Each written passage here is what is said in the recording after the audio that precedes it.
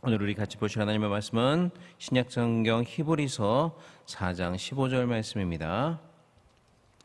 신약성경 히브리서 4장 15절 말씀입니다.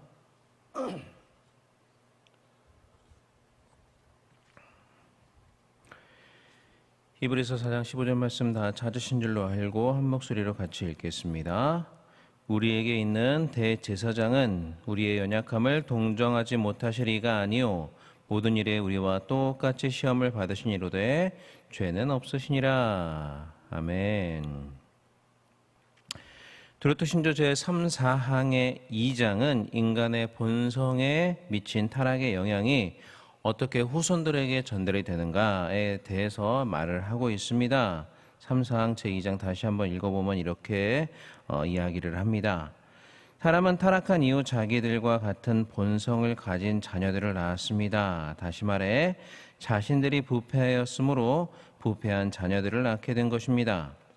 이 부패는 하나님의 공의로운 심판으로 인해 아담과 하와로부터 오직 그리스도를 제외하고는 그들의 모든 후손에게 퍼지게 되었습니다.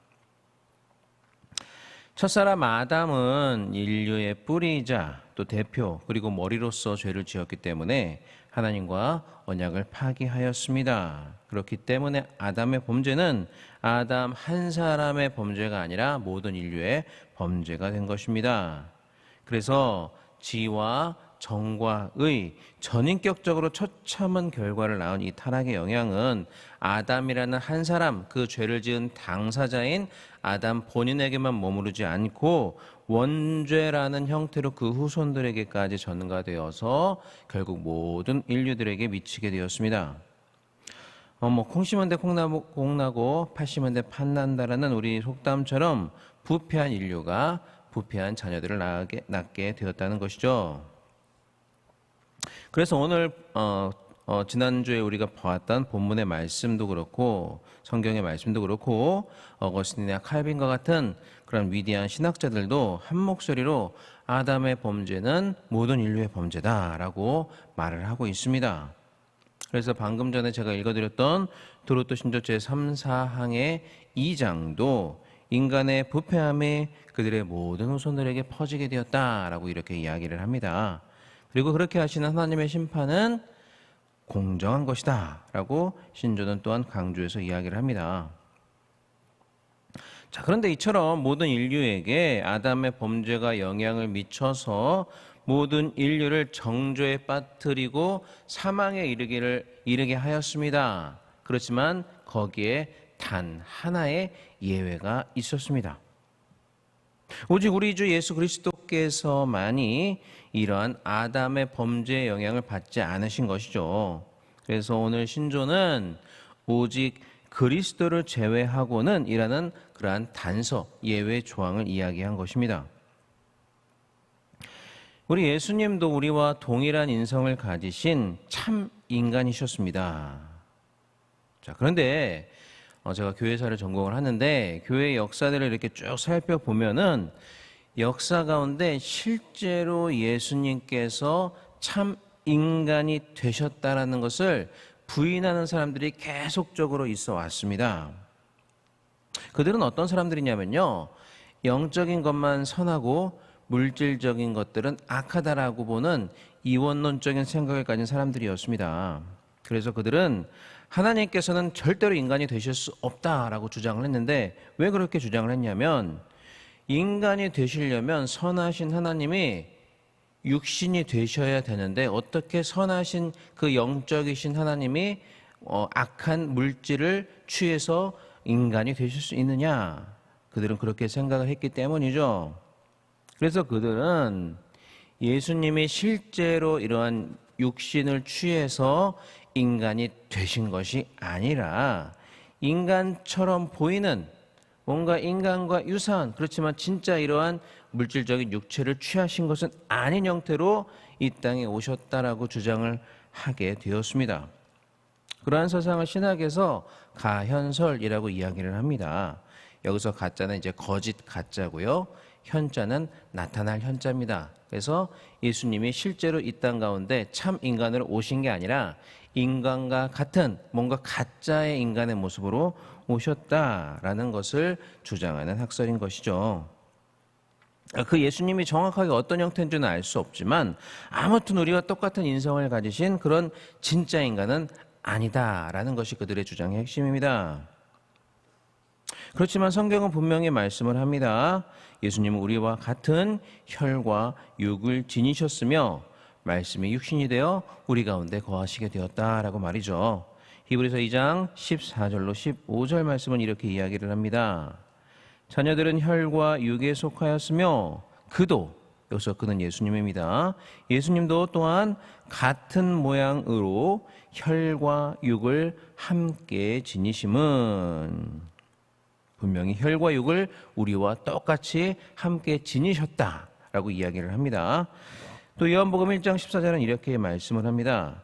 말씀이 육신이 되어 우리 가운데 거하심에.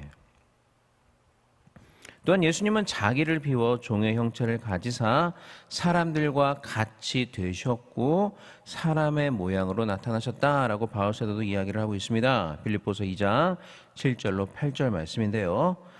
오히려 자기를 비워 종의 형체를 가지사 사람들과 같이 되셨고 사람의 모양으로 나타나사 자기를 낮추시고 죽기까지 복종하셨으니 곧 십자가에 죽으심이라. 히브리서 2장이 말하는 혈과 육이라는 표현은 우리 인간을 묘사하는 대표적인 표현인데 히브리서 기자는 예수님은 우리와 함께 혈과 육을 지니셨다라고 명확하게 이야기를 해주고 있습니다. 또한 사도 요한 역시 말씀이 육신이 되어 우리 가운데 거하셨다라고 말씀을 하고 있고 방금 읽었던 바울사도 역시 우리 예수님은 사람들과 같이 되셨고 사람의 모양으로 나타나셨다라고 분명히 말씀을 하고 있습니다. 이렇게 성경 구절을 보시면 명시적으로 예수님이 인간이 되셨다라고 말하는 구절이 있는 반면 또 예수님은 우리와 동일한 성정을 가지신 그런 분이셨음을 묘사하는 여러 다른 성경의 증거들도 있습니다. 예를 들어 예수님은 지혜와 키가 자라나셨다. 우리 인간들처럼 키가 자라셨다. 어린아이에서 어른으로 성장해 가셨다라고 말씀하기도 하고 40일을 밤낮으로 금식한 뒤에 줄이셨다. 우리도 안 먹으면 배고프지 않습니까? 예수님도 40일을 금식하신 후에 줄이셨다라고 이야기를 합니다. 또 십자가 위에서는 목마르다라고 목마름을 호소하셨고 배 위에서는 피곤하셨기 때문에 주무시기도 하셨습니다. 또한 나사로의 죽음 앞에서는 눈물을 흘리기도 하셨죠. 이러한 구절들은 예수님이 우리와 다르지 않은 똑같은 인간이셨다라는 것을 보여주는 그러한 증거들이 됩니다. 자, 그러면 여러분, 왜 예수님께서 우리와 동일한 성정을 가진 진짜 인간이 되셨습니까? 왜 그렇게 하셔야 했습니까? 우리 인간을 대신하여 죽으심으로 죽음의 세력을 잡은 자 곧 마귀를 멸하시며 또 죽기를 무서워함으로 한평생 매어 종노릇하는 모든 자들을 놓아주려 하시기 위해서 예수님의 인간이 되셔야 했던 것입니다. 한마디로 저와 여러분을 우리를 죄와 사망의 권세에서 구원해 주시려고 인간이 되신 것입니다. 그러므로 이처럼 예수님이 인간이 되신 사건, 즉 성육신의 사건은 우리의 구원을 위해서 반드시 필요한 사건이었습니다. 예수님이 인간이 되지 않으셨다면 우리는 구원을 받을 수가 없었던 것이죠. 마귀에 매어 종노릇하던 우리를 구원하실 수 있는 유일한 방법이 우리를 대신하여 죽으사 하나님의 공의를 만족하게 하는 방법뿐이었기 때문입니다. 자, 그런데 그렇게 우리를 대신해서 죽으시기 위해서는 먼저 우리와 같은 인간이 되셔야만 했던 것입니다. 인간이 되셔야 인간의 대표로 인간을 대신해서 죽으실 수가 있기 때문이죠. 자, 그렇기 때문에 예수님은 우리와 같은 유사한 인간처럼 보이는 어떤 인간과 유사한 어떤 형태로 오신 것이 아니라 정말 참 인간이 되신 것입니다. 인간처럼 오셨다라는 가연스러운 거짓이라는 말이죠. 그래서 이러한 거짓된 가르침을 받아들이면 성경이 말씀하고 있는 참된 구원론은 완전히 무너지게 됩니다. 오직 예수님께서 저와 여러분 같은 참 인간이 되셨다라고 이야기를 해야 성경적인 구원론이 온전히 세워질 수가 있는 것입니다. 이처럼 예수님이 우리 인간의 구원자가 되시는 첫 번째 조건은 그분이 우리와 똑같은 성정을 가진 인간이 되셔야 한다라는 것입니다. 자, 그런데 그것 이외에 또 다른 조건이 하나가 있는데 그것은 예수님이 우리와 동일한 인간이시되 우리와 단 하나는 달라야 되는데요. 그것이 뭐냐? 죄는 없으셔야 한다는 거죠. 죄가 있으면 우리를 대신하여 죽으실 하나님의 흠 없는 어린 양이 되실 수가 없었기 때문입니다. 오늘 본문 말씀은 이에 대해서 이렇게 말씀합니다. 예수님은 모든 일에 우리와 똑같이 시험을 받으신 이로되 죄는 없으시다라고 말이죠. 오늘 본문 히브리서 4장 15절 말씀 다시 한번 읽어보겠습니다. 자, 시작. 우리에게 있는 대제사장은 우리의 연약함을 동정하지 못하시리가 아니요 모든 일에 우리와 똑같이 시험을 받으시니로되 죄는 없으시니라. 죄는 없으시니라. 자, 말씀드렸다시피 예수님은 우리를 대신하여 죽으실 하나님의 흠없는 어린 양으로 이 땅에 오셨습니다.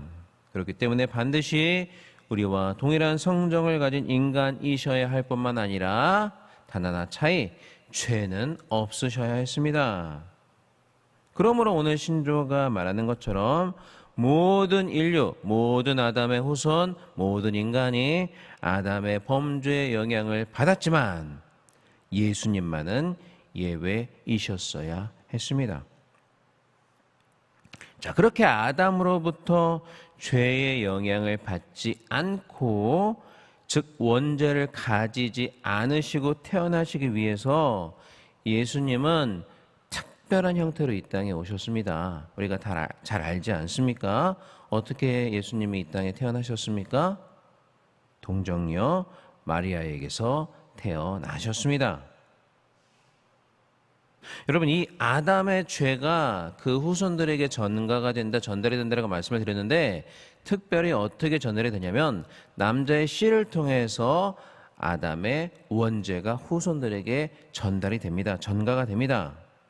그렇기 때문에 예수님은 남자의 씨를 통해서가 아니라 성령을 통해서 잉태되신 것입니다.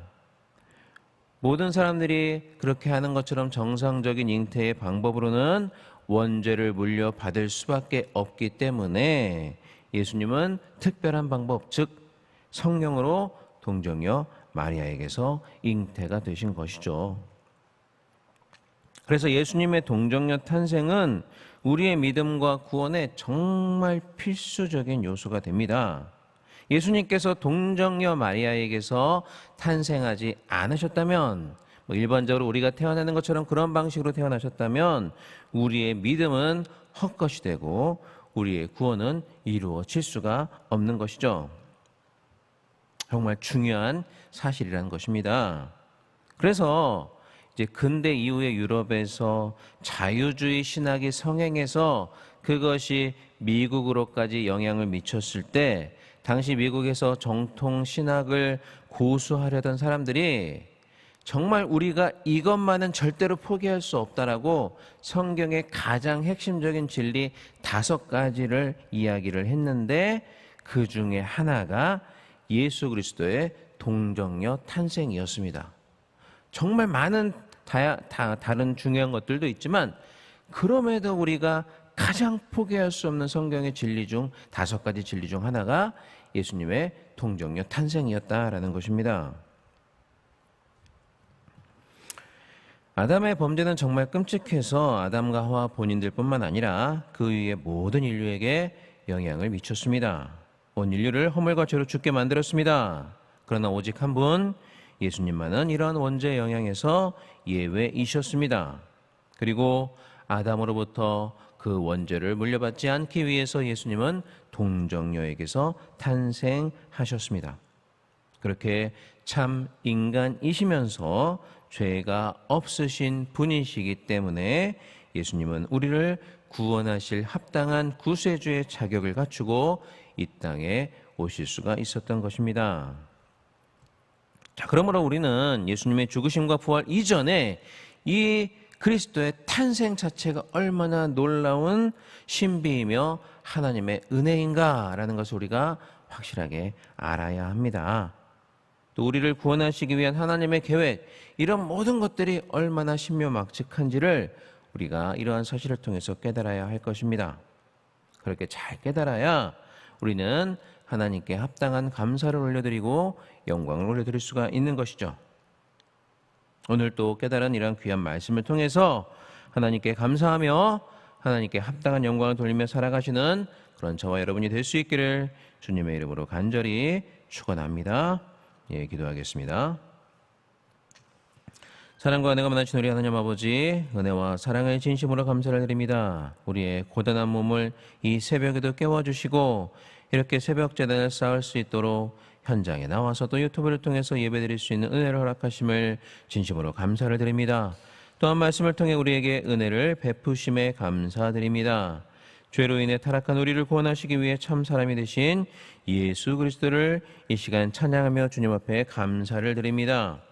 우리를 위해 거룩하고 흠없는 희생 제물이 되시기 위해 동정녀에게서 나신 우리 주님을, 그 거룩하신 탄생을 우리가 기억하며 이 시간 감사를 드립니다.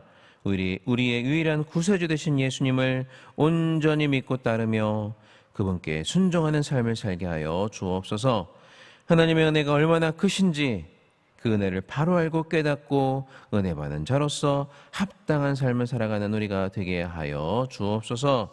하나님 아버지, 이 시간 주님의 손전 앞에 나올 때 빈손으로 나오지 아니하고 귀한 예물 드리는 믿음의 권속들이 있습니다.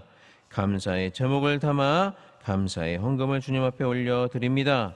또한 정해진 순서에 따라 그 이상의 1,000번째 이상의 헌금을 하나님 앞에 순서에 따라 올려드립니다. 하나님, 이 예물들 기뻐 받아주시고 천배만배 축복으로 갚아주시며 특별히 이 귀한 예물들이 쓰이는 것마다 하나님의 영광만이 온전히 드러나게 하여 주시옵소서. 감사를 드리며 이보는 말씀 우리 주 예수 그리스도의 이름으로 기도하옵나이다. 아멘. 하늘에 계신 우리 아버지여, 이름으로 여김을 받으시오며 나라의 임하옵시며 뜻이 하늘에서 이루어진 것 같이 땅에서도 이루어지이다. 오늘날 우리에게 양식을 주옵시고 우리가 우리에게 죄 지은 자를 사하여 준 것 같이 우리 죄를 사하여 주옵시고 우리를 시험에 들게 하지 마옵시며 다만 악에서 구하옵소서. 대개 나라와 권세와 영광이 아버지께 영원히 있사옵나이다. 아멘. 자, 이 시간 우리 합심하여 같이 기도하겠습니다. 먼저 우리 교회를 위해서 또 우리 담임 목사님을 위해서 기도해 주시길 바랍니다. 오늘 우리 담임 목사님 예배 가운데 하나님께서 함께하여 주시고 성령의 두루마기를 입혀주셔서 귀한 말씀 선포하실 때 능력의 하나님의 말씀이 강단을 통해 넘쳐날 수 있도록, 또 우리 담임 목사님 피곤치 않으실 수 있도록 위해서 기도해 주시기를 바랍니다. 또 오늘 교회에서 여러 가지 행사가 있습니다. 오늘 맥주 감사 주일로 지킵니다. 또 총력 전도 주일로 지키며 저녁에는 헌신 예배가 있습니다. 교회 학교 헌신 예배가 있습니다. 또 헌신 예배를 통해서 이번 여름 기간 동안 교회 학교 여러 행사들이 있는데 그런 모든 행사들을 통해서 또 오늘 우리 교회를 통해서 이루어질 모든 행사들을 통해서 하나님 홀로 영광 받으시고 또 하나님께서 우리 가운데 충만한 은혜로 함께 해주시기를 위해서 기도해 주시기를 바랍니다. 그리고 약속의 말씀과 5가지 기도 제목을 놓고 기도하시고 특별히 오늘 우리에게 주신 귀한 말씀 붙잡고 간절히 자유롭게 기도하다 돌아가시겠습니다. 이 시간 다 같이 기도하겠습니다. 사랑과 은혜가 많으신 우리 하나님 아버지, 은혜와 사랑을 진심으로 감사를 드립니다. 하나님 아버지, 이 시간 우리를 불러주시고 귀한 주님의 존재 앞에 나와서 이렇게 새벽 제단을 쌓으며 하나님 앞에 영원 드릴 수 있는 은혜를 허락하심을 진심으로 감사를 드립니다. 또 하나님 아버지, 이 시간 우리를 통하여서 합심하여 기도할 수 있는 기도의 제목들을 허락하심을 감사를 드립니다. 먼저 우리 담임 목사님을 위해서 기도할 때에 우리 귀한 담임 목사님 오늘도 힘과 능력을 허락하여 주시고 성령의 은혜를 허락하여 주셔서 귀한 말씀 선포하실 때 능력의 말씀으로 우리에게 도전이 되며 은혜가 되는 말씀으로 다가올 수 있도록 하나님 우리 담임 목사님 붙잡아 주옵소서. 또한 오늘 교회에서 이루어지는 모든 행사들 가운데 함께하여 주사 은혜로운 행사를 되게 하여 주시고 특별히 지난 6개월을 돌아보며 우리가 몇 주 감사의 헌금을 하나님 앞에 영광 드리며 하나님 앞에 감사드릴 때 모든 감사의 제목들 하나님께만 온전히 분명될 수 있도록 주님 함께하여 주시고 인도하여 주시옵소서. 주여 함께하여 주시옵소서.